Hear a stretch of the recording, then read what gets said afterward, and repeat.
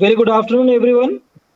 I, Professor Asif Beg, welcome Professor Rafat Ali, Sir, Assistant Professor, Government Polytechnic, RV, on the topic Traversing and Triangulation Survey, Total Station, Horizontal and Vertical Curve, under Prerna Scheme, sponsored by AICTE Delhi. Now I request Rafat Sir to please take over the session. Yeah. Thank you, sir. Sir, my voice is clear? Yes, sir, it is. Okay. So thank you very much, sir, and good afternoon, everyone. In today's session, we'll try to complete four topics, that is triangulation, traversing, total station, and the horizontal and vertical curve. To start with, as everybody know that surveying is nothing but an art of determining the relative position of various points or objects on the surface of the earth by taking various measurements and preparing the map with some suitable scale. That is the basic definition of the surveying. As all of us are aware that surveying is a very large discipline of the civil engineering. So to do the survey, it is classified into different categories. So the survey can be classified based on the instrument use. Suppose if we are using the chain or we are using the tape, then it is called as the chain surveying. If we are using the instrument like compass, then it is called as the chain and compass surveying. If we are using the theodolite, then it is called as the theodolite surveying. If we are using the tachometer, then it is called as the tachometry. So this is the classification based on the instrument. On the basis of method, surveying can be classified as the triangulation surveying, traversing surveying, like that. Based on the object, it can be further classified as geological surveying. For example, if we are doing the survey for the geological purpose, then it is called as the geological surveying. If we are doing the survey for the mining purpose, then it is called as the mine surveying. If we are doing the survey for archaeological purpose, then it is called as the archaeological surveying. For military purpose, it is called as the military surveying. Further, it can also be classified based on the nature of the field. For example, if we are doing the survey on the land, then it is called as the land surveying. If we are doing the survey in the marine region, then it is called as the marine surveying. And if we are doing the survey aerially, then it is called as the aerial survey, like that. So these are the various classification of the survey, and the methods or the survey to be adapted based on this condition, right? But basically, the survey is broadly classified into basically two categories. That is plane surveying and geodetic surveying. That is the basic classification. So basic classification is only the plane surveying and geodetic surveying, and the further classification that we have seen are known as the secondary classifications. That is based on the instrument, based on the method adopted, based on the object, based on the nature of field. These are the secondary classification, and primarily it is classified into two categories: plane surveying and geodetic surveying. Now, what is plane surveying? Correct. If we are doing the survey without taking into consideration the curvature of the earth, then it is called as the plane surveying. We all know that our earth is having a shape of spherical. Correct. So if we are considering the survey, taking into consideration the curvature of the earth, then it is called as the geodetic surveying. And if we ignore the curvature of the earth, then it is called as the plane surveying. So usually, when a large survey is done across the country, then we need to consider the curvature of the earth, and that is called as a geodetic survey. So usually, if the survey extends beyond 250 kilometers, then we have to consider the curvature of the earth, and that comes into the category of the geodetic survey. And for small project and for local surveying, where the area covered is less than 250 kilometers square, then we generally ignore the curvature of the earth, and it comes into the category of the plane survey. Right?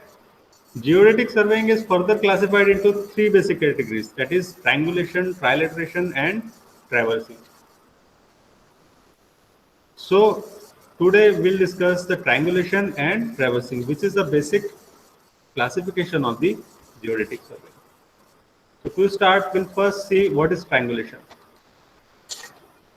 Triangulation is nothing but a system of triangles. Means whatever the survey we need to do, first the entire area has to be divided into number of triangles, and those triangles should be well conditioned. Correct?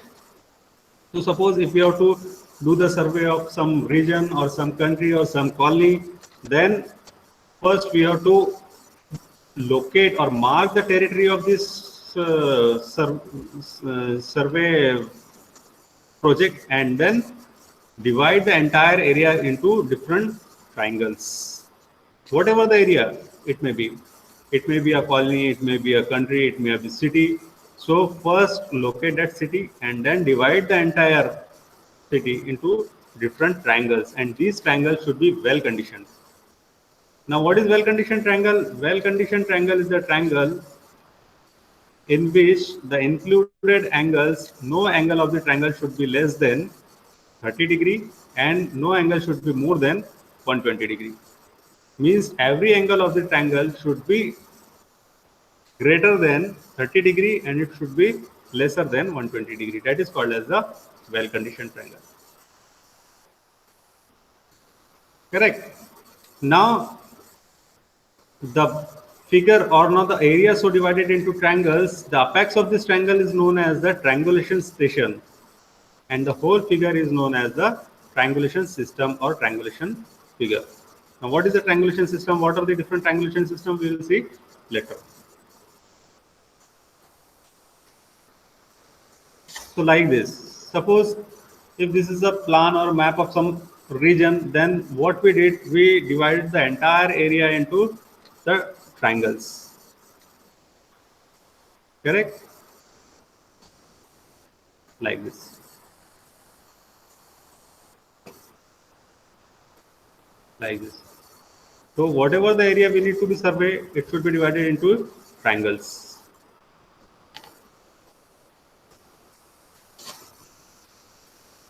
Now what is the principle of the triangulation? The basic principle of the triangulation is convert the area which is to be surveyed into the framework of the triangle. Okay? And if the length of one side and the three angles are known, then the remaining sides can be computed using the sine rule. That is the basic principle of the triangle. Suppose one area is there, and if we have to do the survey, then first we'll mark some control stations. Then join this control station by 3 lines, you will get a triangle. Now measure the length of any one side very precisely, and that side will be known as the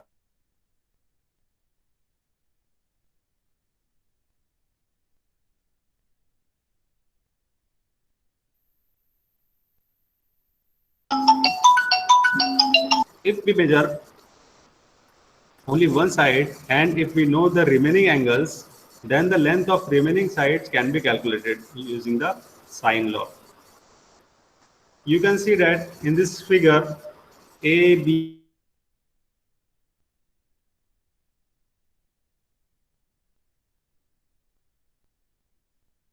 theta, 3 angles. Now what is the sine law? The sine law states that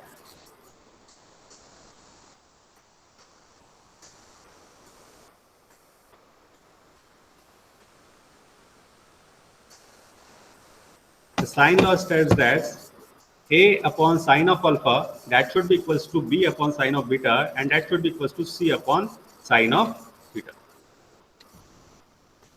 That is the main principle of the triangulation.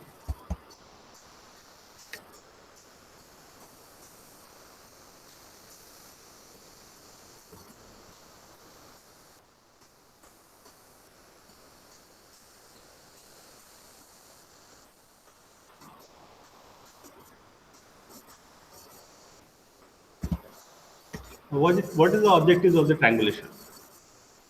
The basic objectives or the basic purpose of this triangulation is the triangulation survey is to establish the accurate control for plane and geodetic survey for large areas. Correct? Second objective is to establish the accurate control for photogrammetric survey of large areas and to determine the accurate location of the points in engineering work, such as fixing center lines and abutments of the long bridges, fixing center line, terminal points and shafts for the long tunnels, transferring the control points across the wide area channels and large water body, etc. And further the detection of the crustal movements. That is the main purpose or main objective of the triangulation. The basic objective remains to establish the accurate control for plane and geodetic survey, means to mark the control station, to set the control station, horizontal control and vertical control. That is the main objective of this triangulation.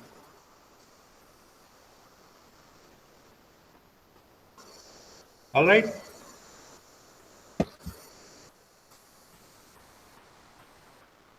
Now these are the various triangulation systems.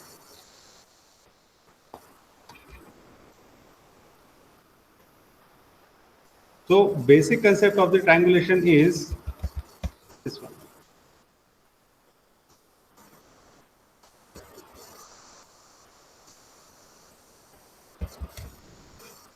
The basic concept is first to mark the baseline and then process in the forward direction.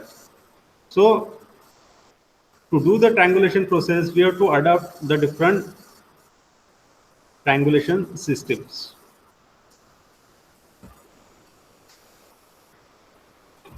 The first system is a single line of the triangles, in which first we mark or we measure the baselines, then we measure the remaining angles, then using the sine rules, the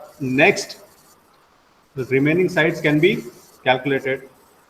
These two sides or these remaining sides will act as a base for the next triangle, and then by knowing the angles and the baseline, the remaining side can be calculated.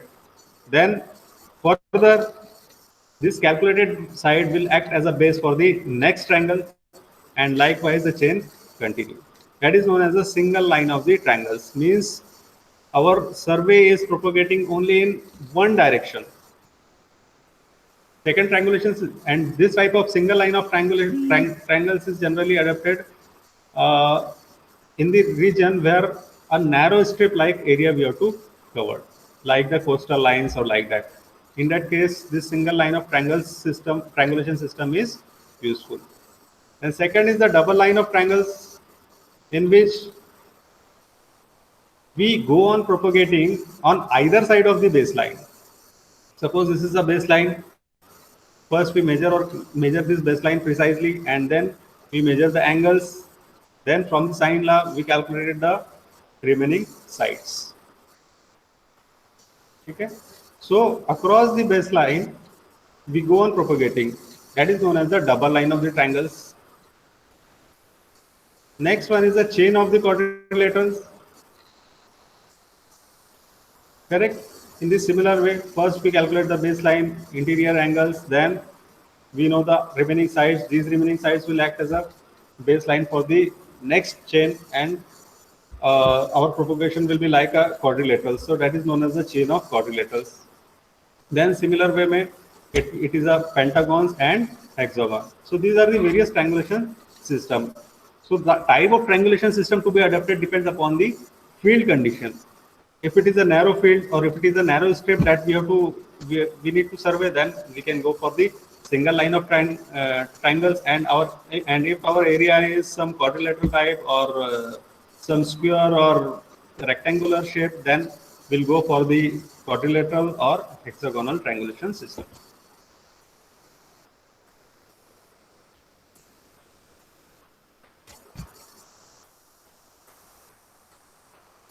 Then we'll see what is the classification of the triangulation system. The triangulation system is basically classified into three categories: first order or primary triangulation, second order or secondary triangulation, and third order or tertiary triangulation.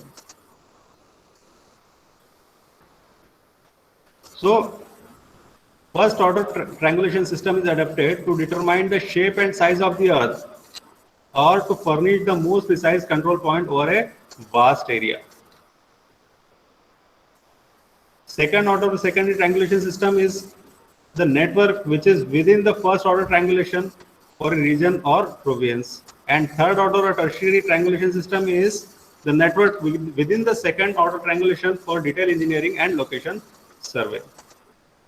For example, consider the survey of our country. So first what we do, we divide the entire country into different triangles and the length of the baseline will be more. So we'll get a bigger triangle. That is the primary triangulation. In that primary triangulation, if we form one triangle, then inside the primary triangulation, further that triangle can be divided into number of sub triangles. Means one bigger primary triangle. Then inside this triangle is further divided into various sub triangles. These sub triangles are known as the secondary triangles. Correct? Then inside the secondary triangle, it is further divided into number of triangles. Then it is known as the tertiary or third order triangles. So in which we are following the principle of surveying working from whole to part. Correct? So whatever the area to be surveyed first, we divide into large triangles. Then those large triangles is further divided into some smaller triangles, and then smaller triangles are further divided into smaller triangles. So that is the classification of the triangulation system.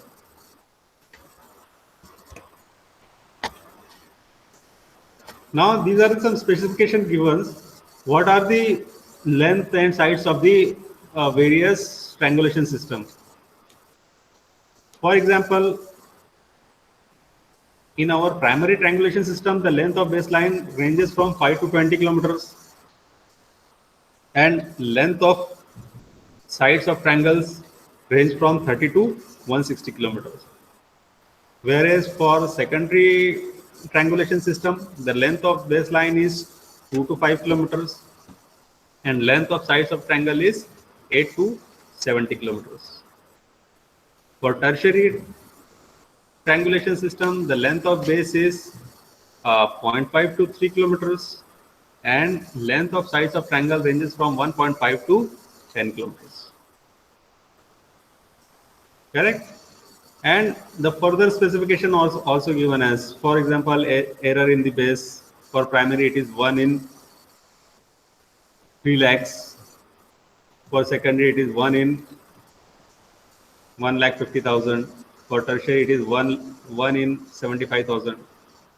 Probable error of the base, probable error in the computed side, discrepancy in two computations, average triangle of the closure, maximum triangulation of the closure, everything is defined like this.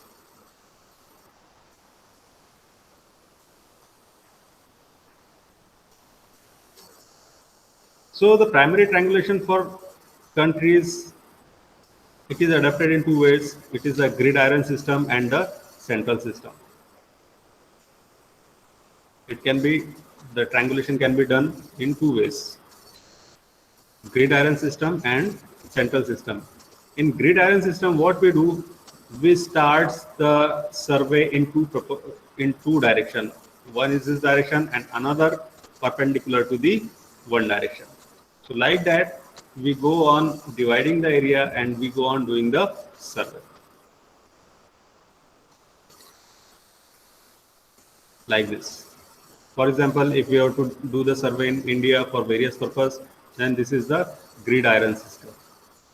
Means we are started from this and we are going in this upward direction from bottom to top, and in this similar way we are going from left to right, means south to north and from east to west.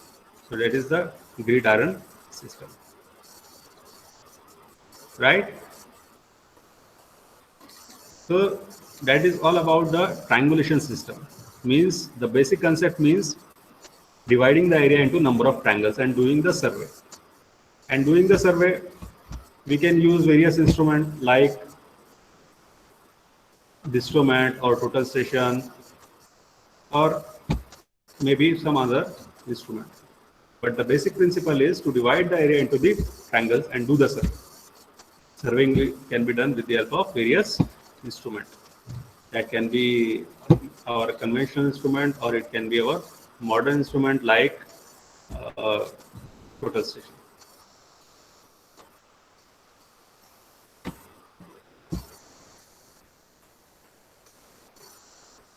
So that is about the triangulation. Now second is the traversing.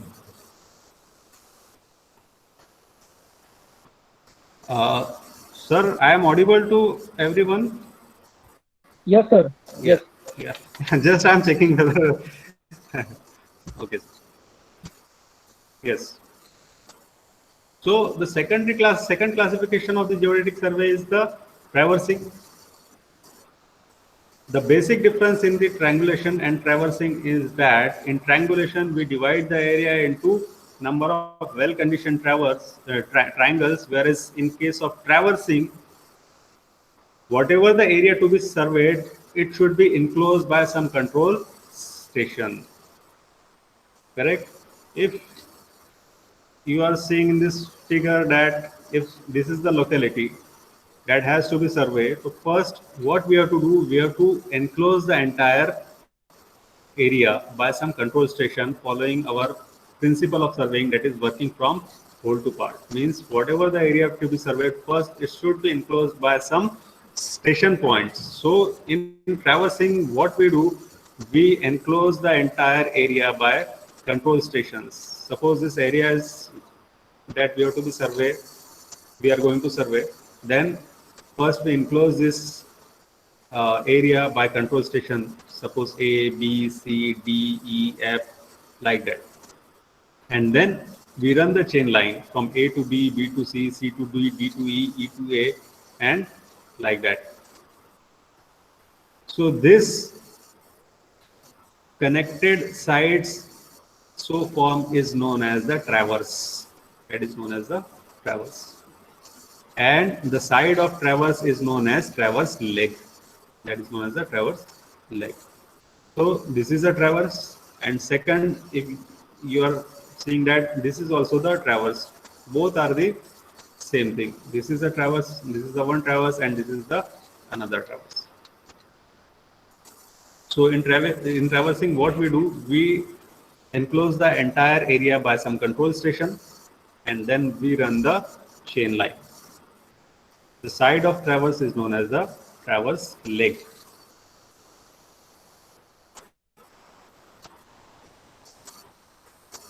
Now, basically traverse are of two types.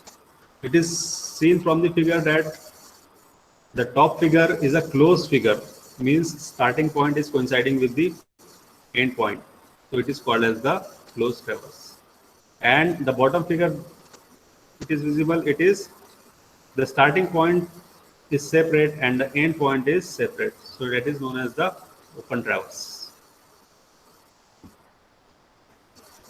So traversing is basically classified into two categories, the open traverse and the closed traverse.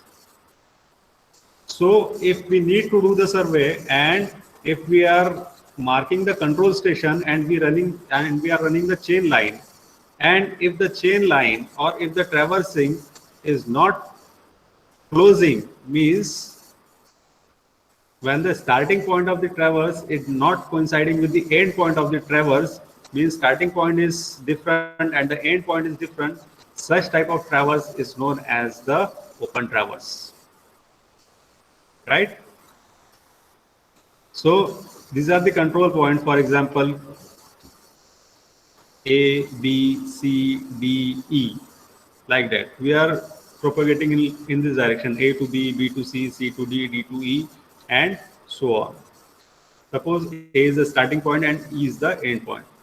So our starting point is not meeting with the end point, and we are propagating in one general direction. Such type of traverse is known as the open traverse. This open traverse is particularly suitable for our roadways, railways, and coastal lines like that. So if we are to do the survey for area or for a project which cannot be enclosed, for that open traverse is preferred.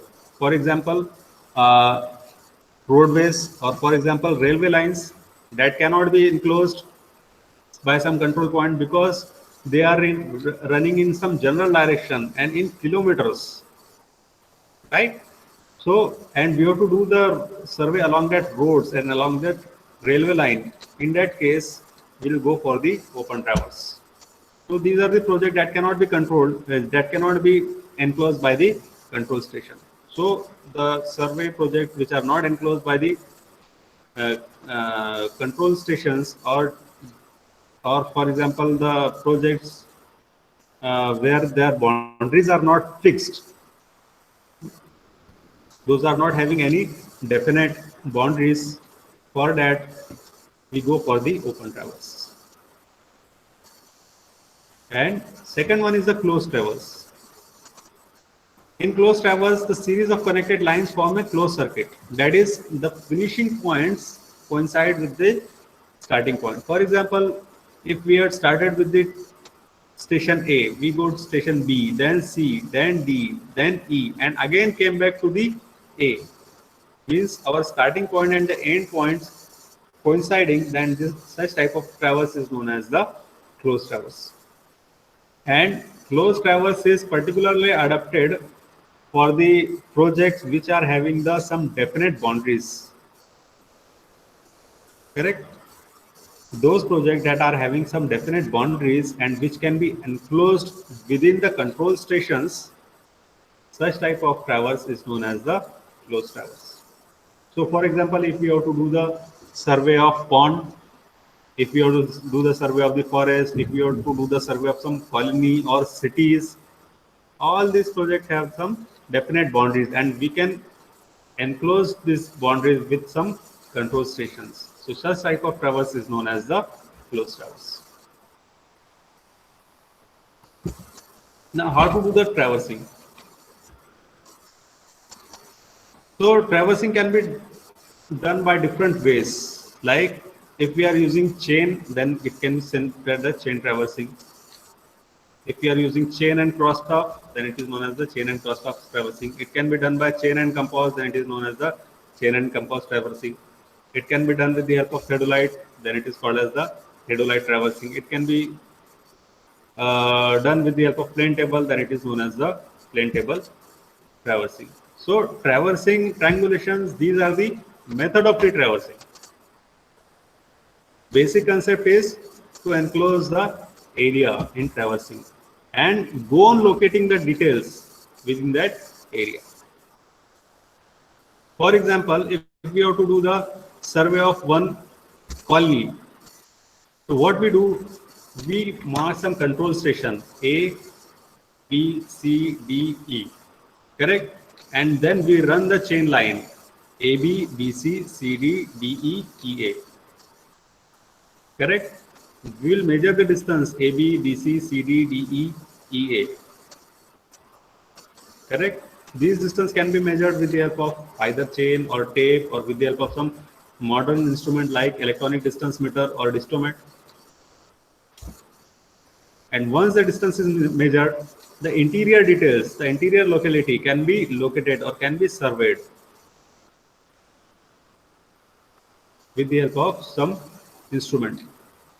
For example, in chain and crosstalk survey, what we do, we measure the baseline we measure the traverse lines with the help of chain or tape, and then we mark the offset from this chain line to the objects. That is the chain and compass traversing. Sorry, chain and crosstalk traversing. In chain and compass traversing, what we do, again we measure the baseline with the help of linear measuring instrument, and we take the bearings of those objects. In chain and theodolite surveying, what we do, we measure the traverse leg with the help of linear measuring instrument, and then we measure the included angle A, B, C, D, E with the help of theodolite. And then what we do, we go on locating the interior objects. Suppose one house we have to locate. So what we do, we bisect the corner of that house with the help of theodolite. We measure the included angle with with related to the baseline and measure the distance from station point to that object. So likewise, we can measure the distances, or we can locate the object uh, with any of this instrument. But the basic method is traversing, means enclosing the area, right? So once the area is measured, or once the area objects are located by any of this method, the next thing is to check whether the observation or whether the traverse we have prepared is correct or not. So there are some checks on closed traverse, and there are few checks on the open traverse. So what are the checks on the closed traverse? Suppose this, if you have done this traversing, correct? Now we have to see that whether our traversing is correct or not. So there are some checks. So checks on open traverse are the sum of interior angles of all the traverse, the sum of all the included angle. It should be equals to 2n minus 4 into 90 degree. The sum of major interior angle should be equals to 2n minus 4 into 90 degree, where n is the side of the traverse. For example, if our traverse is 5-sided, then the summation of interior angle should be equals to 540. Correct? Suppose if our traverse is 4-sided, then put the value of n as 4. The value will be 360 degree. Suppose if the sides of the traverse is 3, then the sum of interior angle should be equals to 180 degree. Similarly, the sum of measured exterior angle should be equals to 2n plus 4 into 90 degree. This exterior angle, these are the included angle, and these are the excluded angle. The summation of all the excluded angle, that should be equals to 2n plus 4 into 90 degree. Next check is the summation of all the deflection angle should be equals to 360 degree, and the bearing of every line should differ by 180 degree. So these are some checks on the closed traverse. So whatever the survey we have to do, we have to check it whether the survey is correct or not.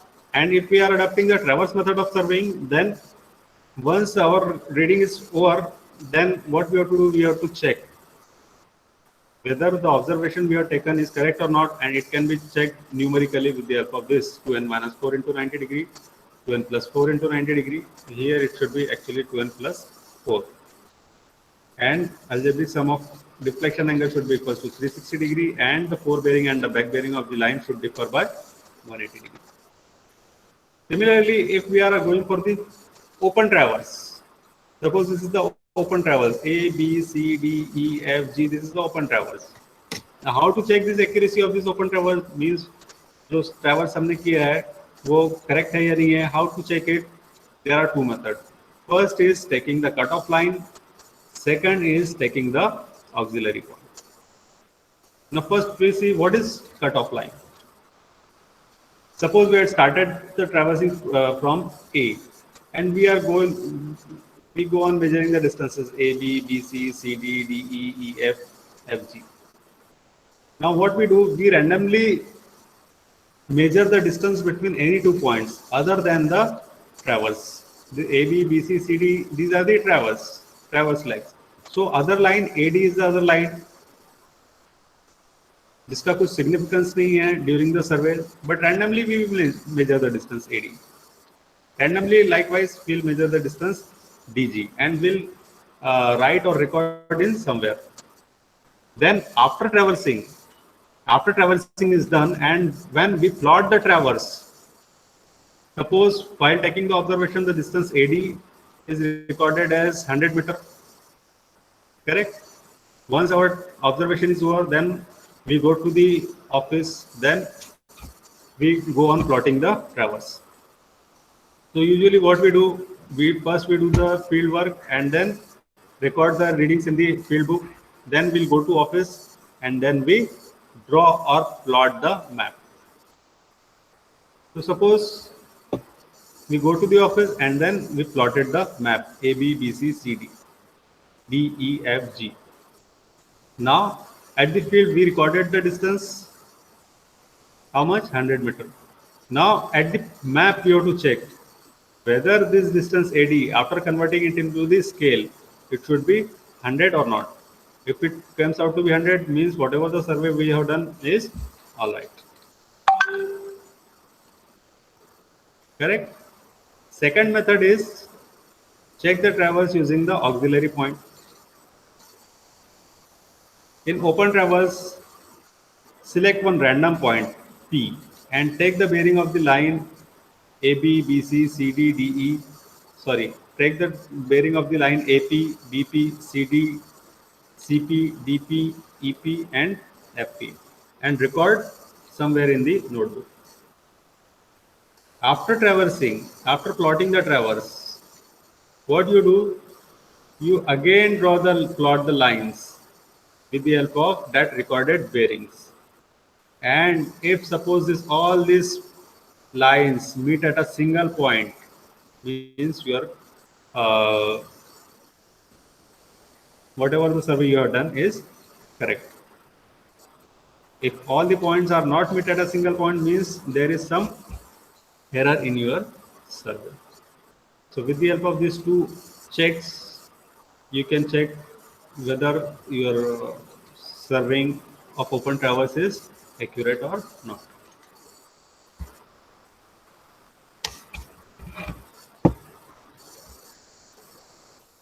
As I told, that survey is nothing but locating the object and plotting it on the paper. So in survey is basically divided into two parts. First is the field part and second is the office part. In field, what we do, we take the observation, record in some book, and next method is whatever the observation we have recorded, we have to plot on a piece of paper. So once the field work is over, second is the plotting work. So traverse can be plotted by two methods, angle and distance method and the coordinate method. Correct? What is angle and distance method? For example, if this is a closed traverse, then we have the length and we have the angles or we have the bearings. So with the help of length and bearings, we can plot this traverse on the paper. That is the one method. Second method is the coordinate method, means convert the bearings and the angles and length into the latitude and departure, means consecutive coordinate. If we know the length, if we know the bearing, we can find out the latitude and departure or coordinate of the every point. And then after calculating the coordinate, plot the figure with the help of these coordinates. So that is known as the coordinate method of plotting the traverse. Is it okay? Once the traverse is plotted, we have to ensure that in a closed traverse, the starting point should coincide with the end points. So suppose this is the traverse we have done at the field A, B, C, D, E and A. Means ideally our end point E must coincide with the station A. But due to some observational errors or due to some human error, sometimes what happened that the starting point do not coincide with the end point. Suppose we had started with the traverse A, B, C, D, E, and again it should coincide with the A, but rather than coinciding with the A, it is ending at A1. So some gap is there between the end points and the starting point, and this gap is known as the closing error. Correct? and it should not be, the closing error is not, should not be there while plotting the traverse. So what we have to do, we have to eliminate this error. Closing error is not advisable, so we should eliminate this error. Then the question is how to eliminate this error. So there are different methods of eliminating the errors. First is the graphical method, and next is the Bodice rule, transit rule, and third rule. These Bodice rule, transit rule, and third rules are the numerical rules, while the graphical method is a method in which the closing error can be eliminated by graphical way. We will see one by one. So what is the graphical method? Suppose this is the closing error AA dash, and the traverse fails to close by error this AA dash, that is marked with the help of E. Now how to eliminate this error? By graphically, first draw a line AA dash, means draw the line AB, BC, CD, DE, EA dash with some other scale in one horizontal direction, means that is the perimeter of the traverse. Correct? Now measure the closing error AA dash. This closing error is suppose E. So draw the perpendicular from A dash. Correct? Having length equal to closing error. Then join this A, small a with the capital A. Correct? Then from every points, every station point, B dash, C dash, D dash, E dash, draw the lines parallel to the closing errors. Correct? So these offset indicates the shifting of the points, means the original stations which are there, that has to be shifted toward the closing errors. So in the third figure, see, the stations are now shifted, and then we draw the line. We'll get the corrected figure.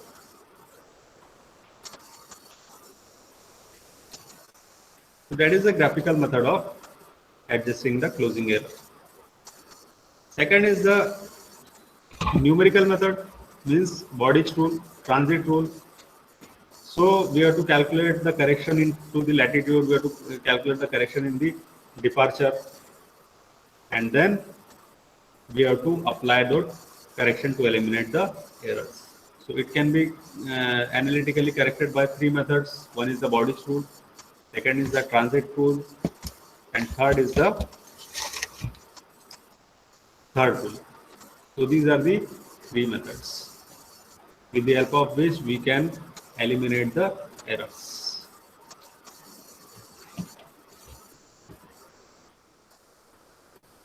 Is it okay?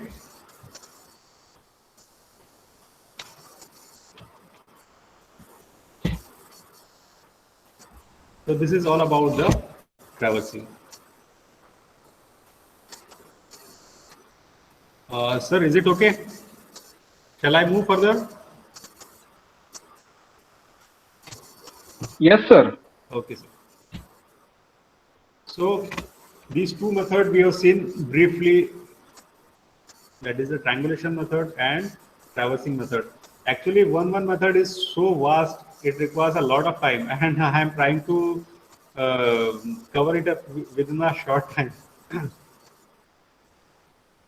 Anyway, now we'll move to the next part of our discussion, that is total station.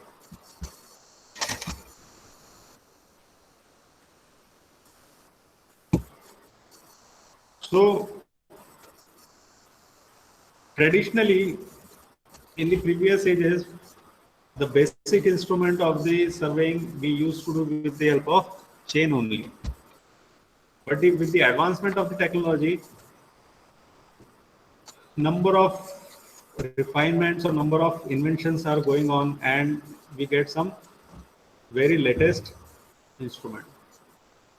For example, for measuring the linear for taking the linear measurement, previously we had only the chain or tape, and for measuring the angles, we had only the prismatic compass and we have the vernier transit theodolite.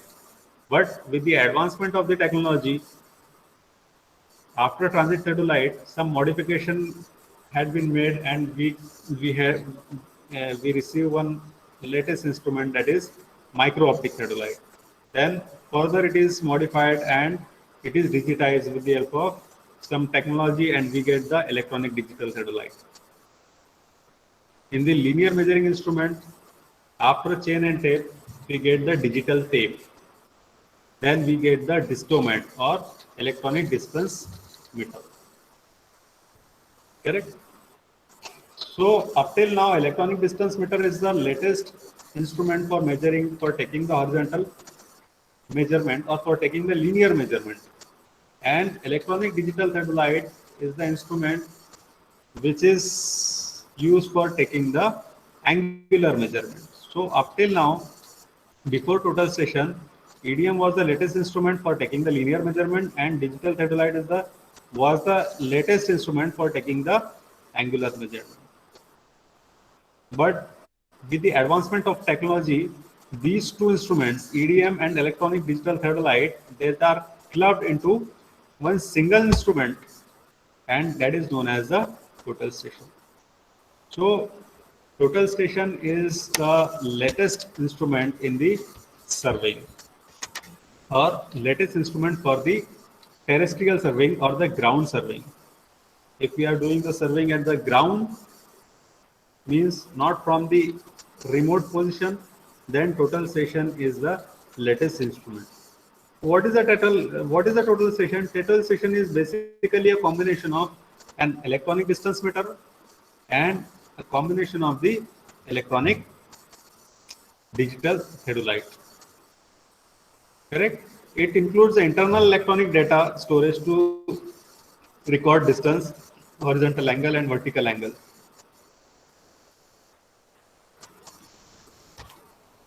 Correct? Now we'll see what are the features of this total station. So on the right side of your screen, you will see one instrument, that is the total station. What are the features or what are the peculiarities of this total station, or what we can do with the help of total stations? So with the help of total stations, we can measure the horizontal angle, we can measure the vertical angle, we can measure the deflection angle, we can measure the horizontal distances, we can measure the vertical distances, we can measure the reduced level, we can range a line, we can mark the coordinates.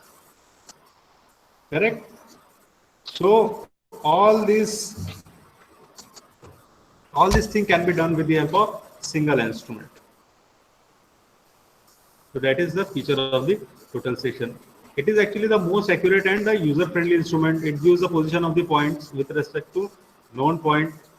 It is compatible with the computers, means whatever the data recorded at the field, it can be transferred to the computer, and with the help of some software, we directly get the plans, in which auto level compensator is there. What is auto level compensator means? Just like a compensator which is in the auto level, means if your line of collimation is slightly deviated from the horizontal position, so it can be automatically, this compensator makes the line of collimation perfectly horizontal. Correct? So due to some onboard software available with this total station, the data we record at the field is directly converted, directly transferred to the computer, and with the help of some software, directly we get the plans or maps.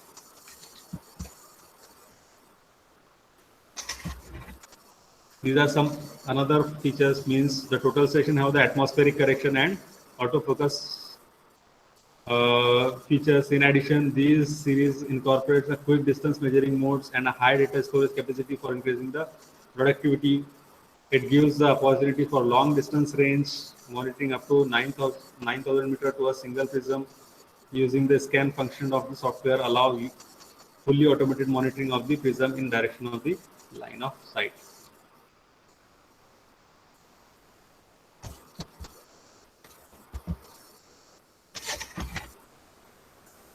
So whatever the area is there, the whole area or the whole survey work can be done with the help of this single instrument. What we need only the total station. You can see on the left side, and second is the prism.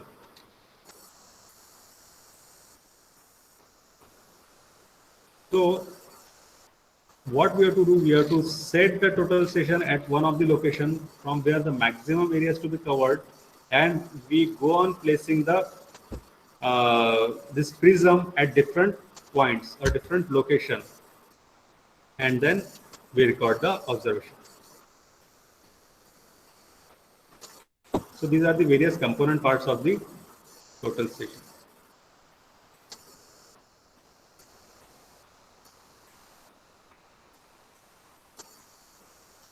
The focusing knob, eyepiece, it is a part of this telescope. Then display panel is there.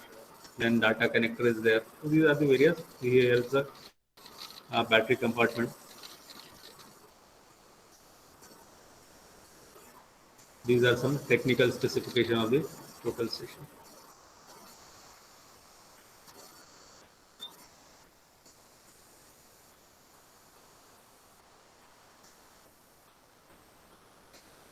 Now, next thing is how to do the survey with the help of total station. Suppose if we have to locate some details from the field using the total station, what we have to do, the first step is establishing the site data. Means first select the suitable site from where the maximum areas to be covered, then place the total station over it and establish the north direction. Correct? North direction, it is established with the help of this total station. Once the total station is aligned to the north direction, then do the temporary adjustment of the total station like conventional ones, means fixing, placing, leveling, and elimination of the parallax. That is the second step. Third step is create an operating job files. Create a job file or open the existing file. Correct, name the file, and next is go on recording the observation, means shoot the points. Whatever the object you have to locate, place the prism over or near that object, align the total station toward that prism and shoot the object. That the coordinate of that point is recorded in the memory. Correct? Suppose, for example, simply if we want to draw the plan of some building, existing building, what we do, we go to the building site, place the theodolite over it. Correct? Orient the theodolite in the orient the total station along the north direction. Then open the job file, give the name, then place the total station, place the prism of the total station over one of the corner of the building, then direct the telescope of the total station towards that prism, and with the help of short button, it will record the observation. So whatever the coordinate of that points, it will be recorded. Once one corner is located, move to the prism to the second point. Again, orient the telescope of the total station toward that prism. Again, press the shoot button. The coordinate of the second corner will be recorded. Like that, repeat this procedure until the every corner of the building is covered. Then connect this total station to the your laptop, and whatever the data is recorded, it is transferred to the computer. On the computer screen, you will get different points, dot, dot, dot, having some coordinates. Correct? Transfer this coordinate data with the help of some software. A map is generated. So that is the basic operation of the total station.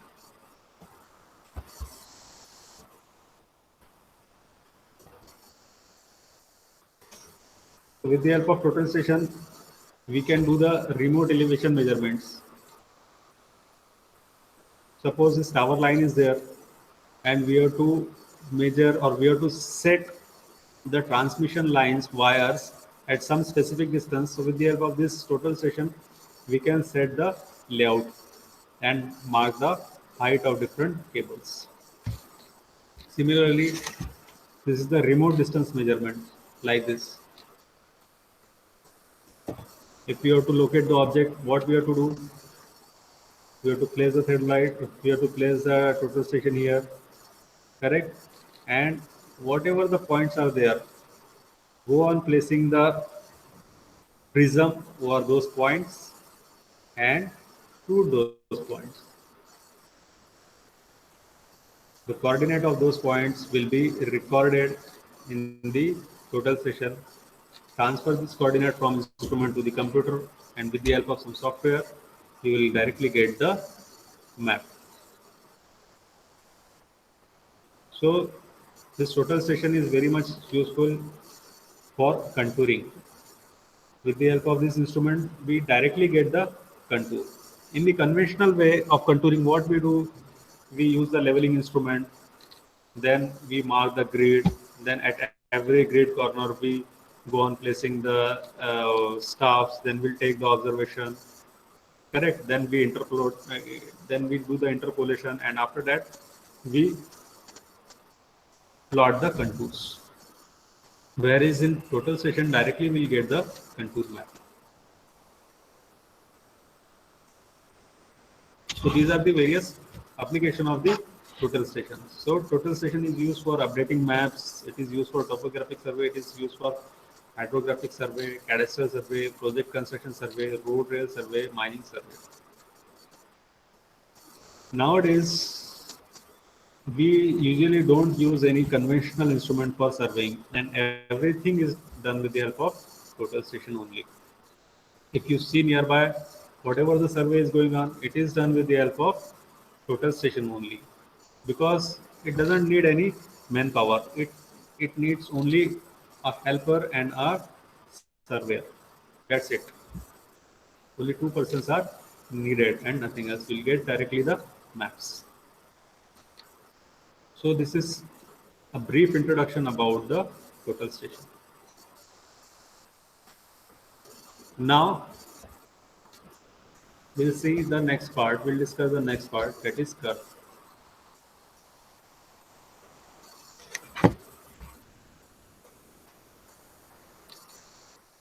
As far as civil engineering is concerned, curve has a very significant role in roadways and railways.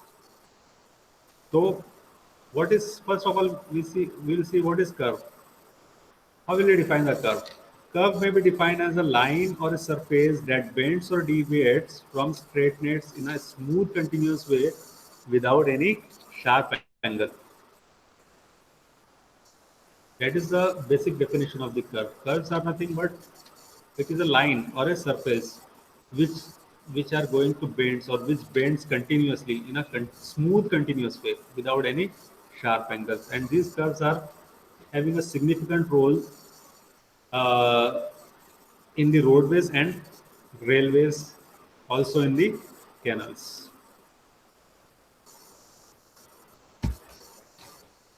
Correct. So curves are basically classified into two categories. First is horizontal curve and the vertical curve.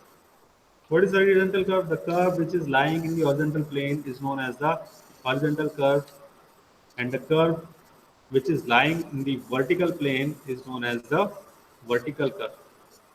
Horizontal curves are further classified as simple circular curve, compound curves, reverse curve, lemniscate curve, like that. And vertical curves are classified as summit curve and valley curve. We'll see one by one.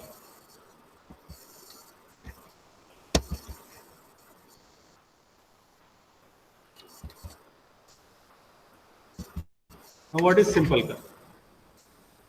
Simple circular curve is nothing but a single arc of a circle, or we can say that a curve which is having a single constant radius throughout and one center, single center, that is known as the simple circular curve. It is nothing but a part of circle. So if we consider one circle and if we take any part of it, then it is a simple circular curve.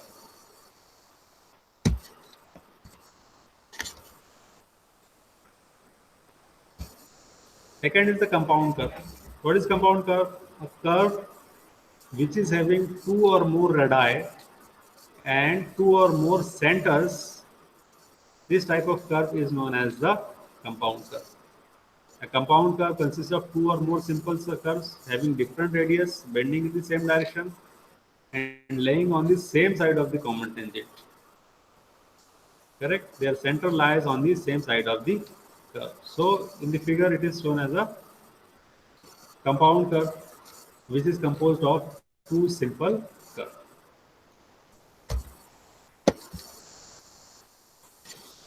So, if we see that in the figure, this is one simple circular curve, this is the again simple circular curve. So, the combination of these two curves becomes a compound curve.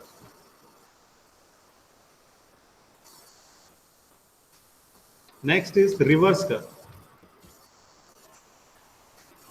A reverse curve is having the two centers and two radii, but their center lies opposite to each other. Correct? A reverse or serpentine curve is made up of two arcs having equal or different radius, bending in opposite direction with a common tangent at their junction. Correct? So this is the common tangent, and these are the two curves. This is one curve having one radius and center. This is the another curve which is having a radius and the center. But the peculiarity or speciality of this reverse curve, or sometimes it is called as the S curve, is that their center lies opposite to each other in the opposite direction. So that is known as the reverse curve. Reverse curve is generally adopted in case of roadways like this. In some hilly area, and if you have to lay the alignment along the hilly area, then this type of S curve is adopted. Next is the transition curve. Transition curve is nothing but a curve having a variable radius, a curve in which the radius of the curve goes on changing at every instant of time. Such type of curve is known as the transition curve. Usually transition curve is provided before and after the circular curve in the road. If we provide the circular curve in the road and if we join it with the joined by the straight portion, then you will get the sudden jerk. So to meet the requirement and to join the straightness with the help of circular curve smoothly, a transition curve is provided in between the circular curve and the transition curve. Sorry, circular curve and the straight road.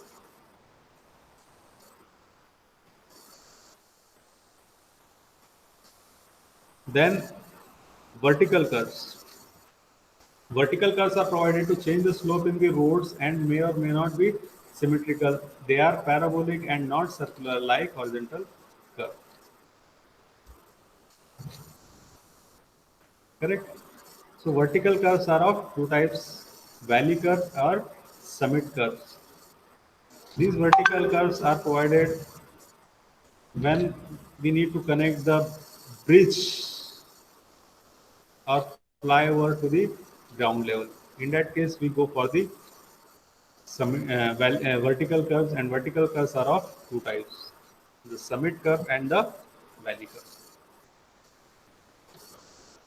So, how will you define the valley curve or a sag curve? A sag curves are those which changes the down gradient followed by an up gradient. Correct? The curve which is having the downward gradient followed by the upward gradient, that is known as the valley curve, and the curve which changes the gradient followed by the downward gradient is known as the summit curve and crest curve. Then if we talk about the simple circular curve, this must have you studied in your basic surveying.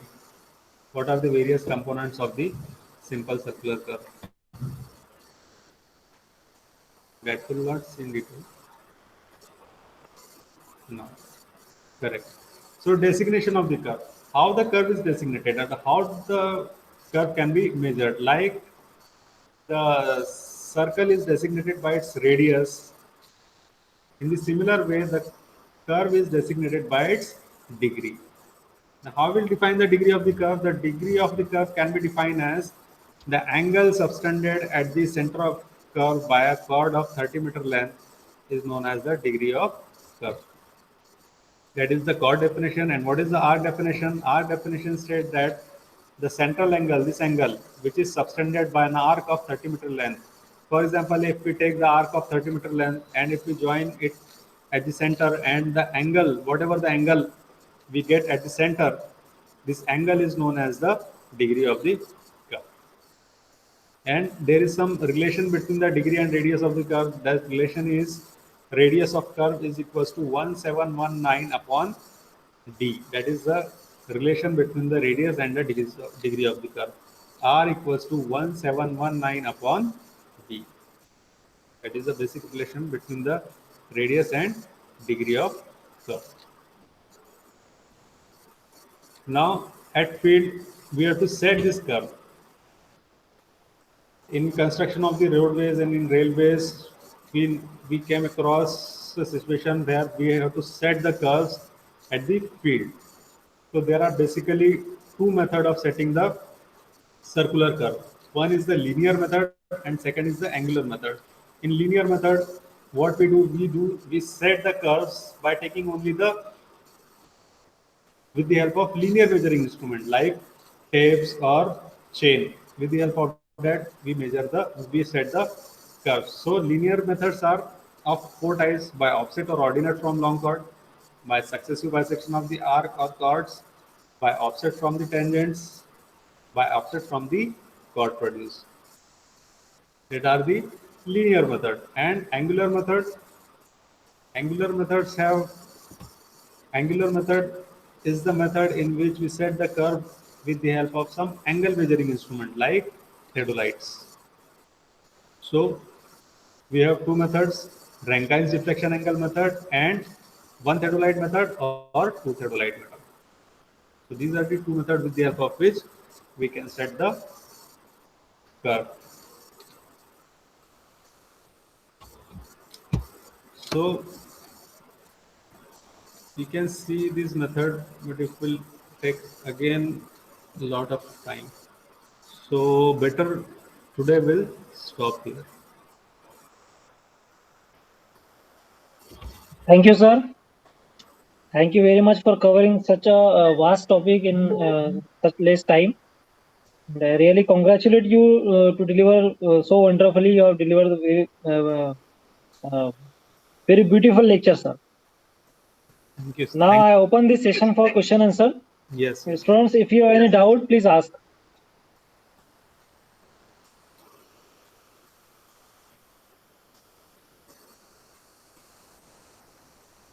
Students, if you have any query, please ask. Otherwise, we can conclude this session.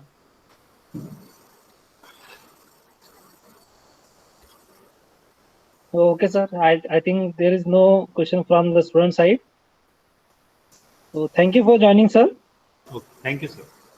Thank you, sir. Okay.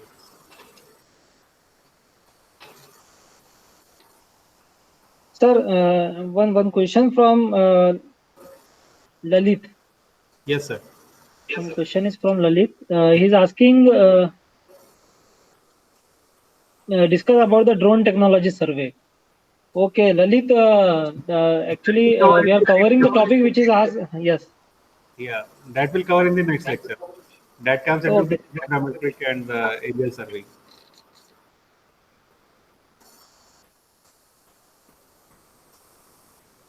Hello. Thank you, sir. Okay.